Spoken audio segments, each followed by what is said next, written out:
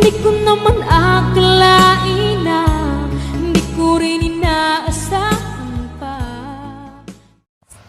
Narito tayo ngayon upang matunghayan ang napakainit, nagbabaga at talaga namang pinaka-inaabangan na latest issue ni Ate Erica.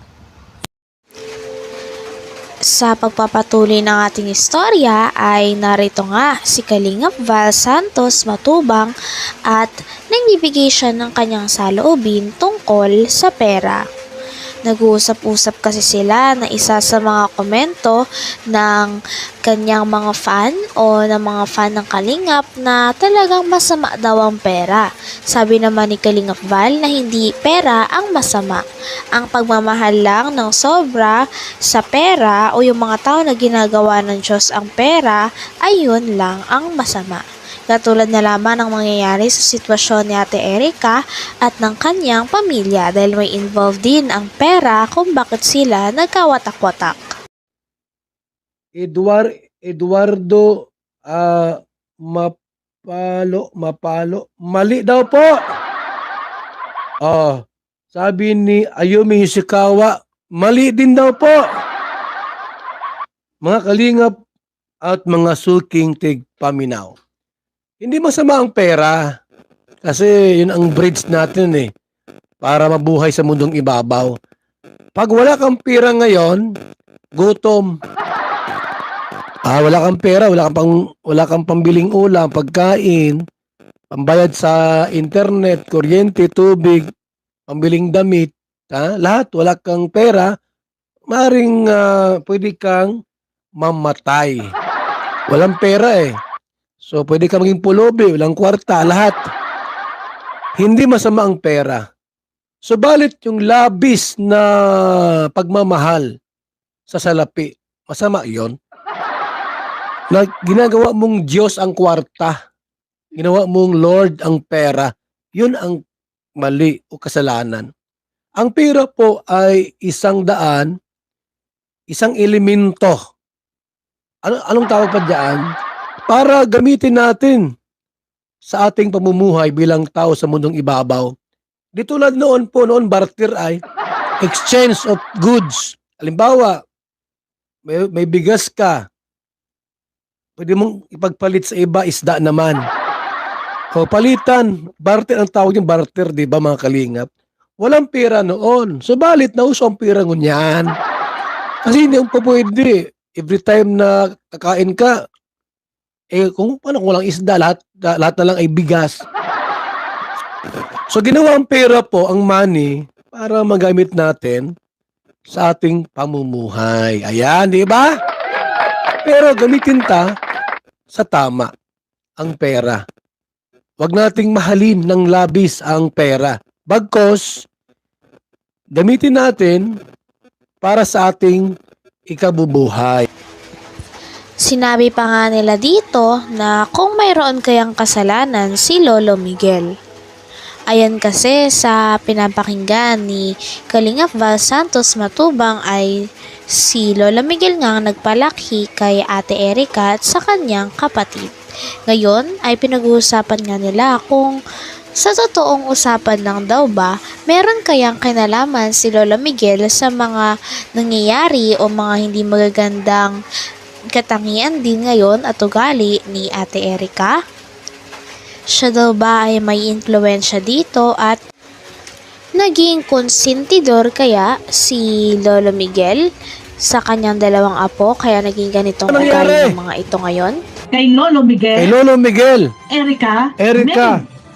Panahon na ito, binablog ni Kalinga Prab. Di umano ay hindi na magpapablog. Itong dalawang magkapatid dahil magpupokus sa pag-aaral. Yan, no? Binanggit nila yan. Yan ang topic natin. Guys, ano sa palagay ninyo? Si Lolo Miguel ba ay naging konsentidor? Yon ang tanong. Ay, sus, ituloy. Ba't nawala? I feel beautiful because I treat my hair with keratin. Keratin? Skip na po. Not Ito just ay live keratin, mga dapat kaibigan. Dahil kailangan tang pong magmadaling ngunyan.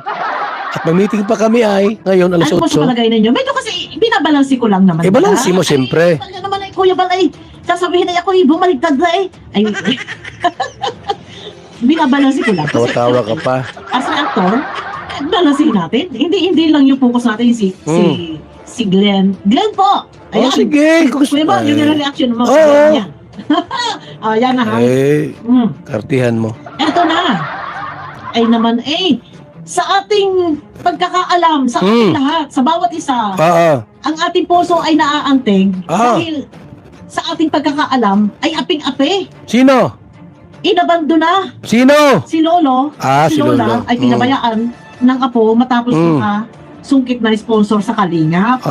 Okay. Ay, iyon ang ating nararamdaman. Talagang kung sa habag, dahil naman po ay may habag, talagang nakakaawa naman baga. Oo naman, Dahil siyempre po, matanda na yan eh.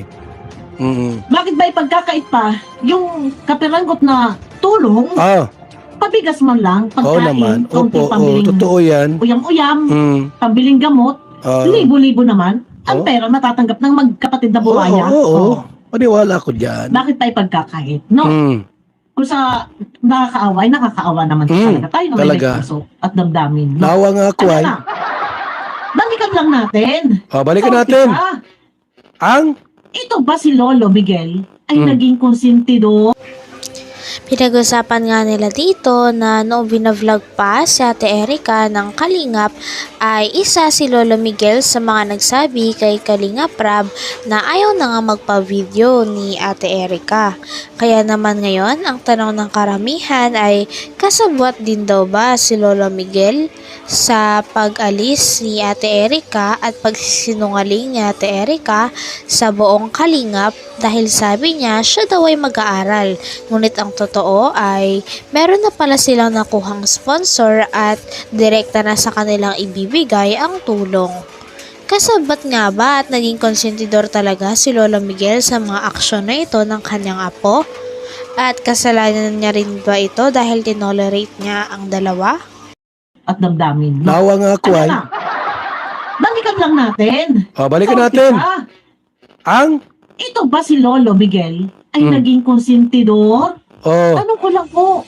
Mga Kalingap, tanong daw po ni Bupil Vlog. Sagutin niyo po. Kung si Lolo Miguel ba ay naging konsentidor sa dalawang apo, daw kung totoo yung sagutin niyo daw po, Dahil kasagsaga na binablog, biglang umayaw Erica at di umani ang sabi sa live. Ang sabi sa chat kay Kalingap Rab ay hindi na raw magpa-vlog at mapokus muna sa pag-aaral and then kausapin na lang daw nila Kalingap Rab si Lolo. At yun din daw ang sabi ni Lolo. Yun nga. Yun. Ito guys. So, nabigla po kami lahat. Pero, yun nga po, ayaw na po talaga nilang magpa-vlog. So, ngayon, nagulat ako. And then, ayun, tinanong ko sila, bakit? Ano po yung dahilan? And yun nga po, ang dahilan nila Lolo, Lola, ay mas gusto daw ni Erica na makapag-focus na lang sa pag-aaral. Pag-aaral. Yun. Yan din. Ang sabi ni Lolo, magpo-focus daw muna sa pag-aaral. Sinabi po niya yan, mga Kalingap, di ba? Ang tanong, Lolo. Ang tanong po, Lolo. Noong mga panahong iyan, sabihin na natin hindi mo alam. Sabihin na natin po na hindi mo alam na meron ng June A. Nga no. Sana ay... Ang galing ni Bupil talaga, mga Kalingap. Talagang brilliant mind po si Bup. Lahat ng reactor po, ito ang pinakamagaling talaga. Hindi ko naisip yun. Yung si John A. Binanggit niya. Galing talaga ni Bupil. Ay ano ga ini? Ay nakakahiya baga? Kalingap Rab. Wag mo akong gayahin magbaratandang. Wag kang gaya-gaya po tumaya. Aba mga Kalingap, pag ginagaya ko ng pangmatandang buses, wag ka nang gumaya. Akin lang yan. Nagmatanda na po. Ulam natin para gastos. Hanggang dito na lamang muna ang inyong pinakahinihintay, pinakainaabangan, nagiinit at talaga namang sobrang latest na update sa issue ni Ate Erica. Maraming salamat sa inyong panonood. Hanggang sa muli. Bye!